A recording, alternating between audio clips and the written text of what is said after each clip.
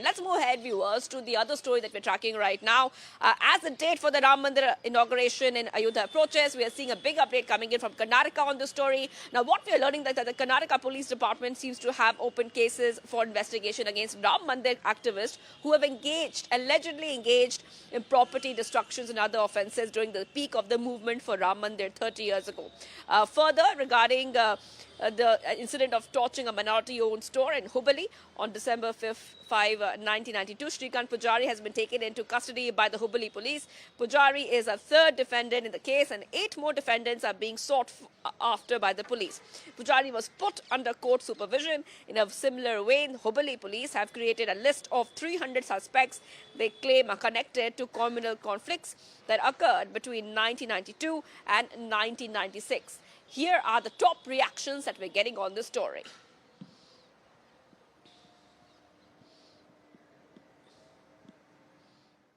ಈಗ ತಪ್ಪು ಮಾಡಿದವ್ರು ಏನು ಮಾಡಬೇಕು?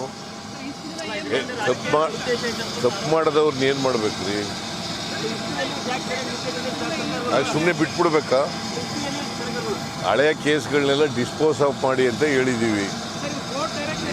ಕೇಳಾರೀ, ಸುಮ್ಮನೆ ನೀವು ಹೇಳೋದು ಕೇಳೋಕ್ಕಾಗತ್ತೆ? ನಾನು ಹಳೆಯ ಕೇಸ್ಗಳನ್ನ ಡಿಸ್ಪೋಸ್ ಆಫ್ ಮಾಡಬೇಕು ಅಂತ ಹೇಳಿದ್ದೀವಿ. ಅದರಲ್ಲಿ ಪೊಲೀಸ್ನವರು ಕ್ರಮ ತಗೊಂಡಿದ್ದಾರೆ ಅಷ್ಟೇ. ನಾವು ಯಾವ ದ್ವೇಷದ ರಾಜಕಾರಣ ಆಗಲಿ ಅಥವಾ ನಿರಾಪರಾಧಿಗಳನ್ನು ಬಂಧಿಸ್ತಕ್ಕಂಥದ್ರಲ್ಲಿ ಮಾಡಲ್ಲ.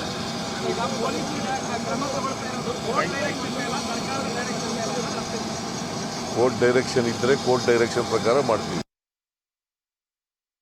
ಈಗ 30 ವರ್ಷದ ಹಳೆಯ ಕೇಸನ್ನು 35 ವರ್ಷದ ಹಳೆಯ ಕೇಸನ್ನು ಇವತ್ತು ತೆಗೆದು ಜನರನ್ನು ಅರೆಸ್ಟ್ ಮಾಡುವಂಥ ಒಂದು ಅತ್ಯಂತ ನೀಚ ಕೃತ್ಯಕ್ಕೆ ಕಾಂಗ್ರೆಸ್ ಪಾರ್ಟಿ ಕೈ ಹಾಕಿದೆ. ಆ ವ್ಯಕ್ತಿ ಅದರಲ್ಲಿ ಒಬ್ಬರು ಪೂಜಾರಿ ಅಂತಿದ್ದಾರೆ, ಇನ್ನೊಬ್ಬರು ಕುಲಕರ್ಣಿ ಅನ್ನೋರನ್ನ ಕರ್ಕೊಂಬಂದಿದ್ರು ಪೊಲೀಸ್ ಸ್ಟೇಷನ್ಗೆ. ಅವ್ರಿಗೆ 72 ವರ್ಷ, 72 ಇಯರ್ಸ್. ನಾನು ಅಲ್ಲಿನ ಇನ್ಸ್ಪೆಕ್ಟ್ರು ಮತ್ತು ಗೃಹ ಮಂತ್ರಿಗಳ ಆದೇಶವನ್ನು, ಸರ್ಕಾರದ ಆದೇಶವನ್ನು ಇವರು ನೋಡಿಕೊಂಡು ಅಲ್ಲಿನ ಇನ್ಸ್ಪೆಕ್ಟರ್ ಅಂತೂ ಅತ್ಯಂತ ದ್ವೇಷ ಭಾವನೆಯಿಂದ ವರ್ತಿಸಿದ್ದಾರೆ. ಸೊ ಹೀಗಾಗಿ ರಾಮ ಮಂದಿರ ಆದದ್ದಕ್ಕೆ ಕಾಂಗ್ರೆಸ್ ಪಾರ್ಟಿ ಅತ್ಯಂತ ಸಂಕಟ ಆಗ್ತಾಯಿದೆ. ಹೊಟ್ಟೆ ಕಿಚ್ಚು, ನಾ ಹೇಳಿದ್ಮೇಲೆ ಕೇಳಲ್ಲ, ಹೊಟ್ಟೆ ಕಿಚ್ಚಿನಿಂದ ವರ್ತಿಸ್ತಾ ಇದ್ದಾರೆ. ಕಾಂಗ್ರೆಸ್ ಪಾರ್ಟಿ ಹೊಟ್ಟೆ ಕಿಚ್ಚಿನಿಂದ ವರ್ತಿಸ್ತಾ ಇದ್ದಾರೆ. ಸೊ ಇದು ಸರಿಯಲ್ಲ. ಇನ್ನು ನೀವು ಕೇಳಿದಂಥ ಪ್ರಶ್ನೆ,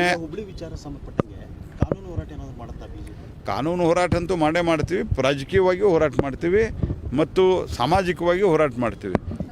ಏನು ತಿಳ್ಕೊಂಡು PFI ಮತ್ತು ಈ DJ ಹಳ್ಳಿ, KJ ಹಳ್ಳಿ, ಹಳೆ ಹುಬ್ಬಳ್ಳಿ ಪೊಲೀಸ್ ಸ್ಟೇಷನ್ ಮೇಲೆ ಏನು ಭಾಳ ವ್ಯವಸ್ಥಿತವಾಗಿ ಸಂಚು ನಡೆಸಿ ಹಲ್ಲೆ ಮಾಡಿದರು. ಪೊಲೀಸ್ ಆಫೀಸರ್ನು ಸತ್ತೋಗ್ತಾಯಿದ್ರು ಅಂತ ಚಾರ್ಜ್ ಶೀಟ್ನಲ್ಲೇ ಆಗ್ತಾಯಿದ್ರು, ಕೊಂದು ಹಾಕ್ತಾಯಿದ್ರು ಅಂತ. ಅಂಥವ್ರನ್ನ ಬಿಡುಗಡೆಗೆ ನೀವು ಪತ್ರ ಬರೀತೀರಿ ಕಾಂಗ್ರೆಸ್ ಪಾರ್ಟಿಯವರು? ಈಗ 35 ವರ್ಷದ ಹಿಂದಿನ ಕೇಸು, ಅದರಲ್ಲಿ ಒಬ್ಬನಿಗೆ 75 ವರ್ಷ ಆಗಿದೆ ನನಗೆ ಗೊತ್ತಿರೋ ಮಟ್ಟಿಗೆ, ಒಬ್ಬನಿಗೆ 60-62 ವರ್ಷ ಆಗಿದೆ. ಅದರಲ್ಲಿ ಒಬ್ಬರಂತೂ ಆ ಹೋರಾಟದಲ್ಲೇ ಇರಲಿಲ್ಲ. ಯಾವ ಆಧಾರದ ಮೇಲೆ ಬಂಧಿಸ್ತೀರಿ ನೀವು? ಸಿದ್ದರಾಮಯ್ಯನವರು ಏನು ಮಾಡ್ತಾಯಿದ್ದೀರಿ ನೀವು ರಾಜ್ಯದಲ್ಲಿ? ನೀವೇನು ಮೊಘಲ್ ಸರ್ಕಾರ ನಡೆಸ್ಬೇಕಂತ ಮಾಡಿದ್ದೀರಾ ಅಥವಾ ಇಸ್ಲಾಮಿಕ್ ISIS ಒಂದು ಸಂಸ್ಥೆ ಇದೆಯಲ್ಲ ಆ ರೀತಿಯ ಸರ್ಕಾರ ನಡೆಸ್ಬೇಕಂತ ಮಾಡಿದ್ದೀರಾ ನೀವು? ಅಥವಾ ಏನು ISIS ಸರ್ಕಾರ ಇದೆ ಅಂತ ನೀವು ISISದವ್ರು ಅಂತ ಅಂದ್ಕೊಂಡಿದ್ದಾರೆ ನೀವು? ಇದು ರಾಹುಲ್ ಗಾಂಧಿಗೆ ಒಂದು ಪ್ರೀತ್ಯಾದರಕ್ಕೆ, ಸೋನಿಯಾ ಗಾಂಧಿ ಪ್ರೀತ್ಯಾದರಕ್ಕೆ ಇದನ್ನು ನೀವು ಮಾಡ್ತಾ ಇದ್ದೀರಾ.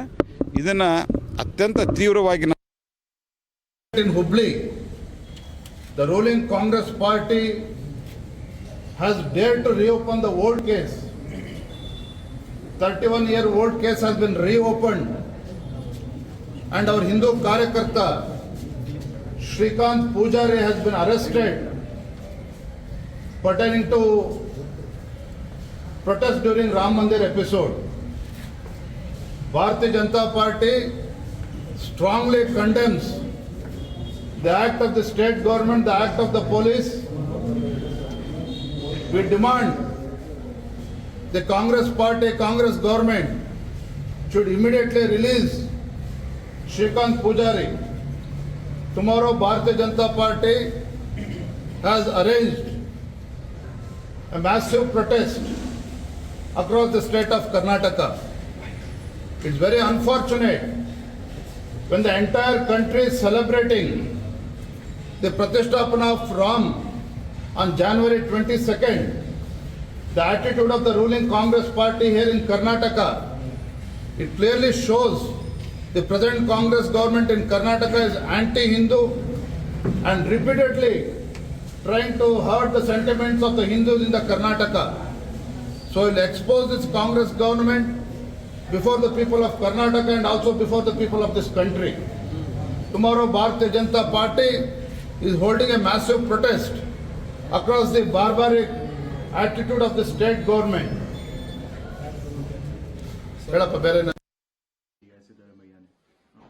सिद्धारमैया जी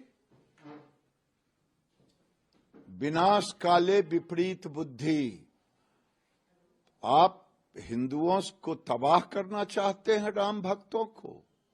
अगर आपने ये गलती की तो आने वाले लोकसभा के चुनाव में हिंदुओं भी एकजुट होकर के 0/0 कर देगा।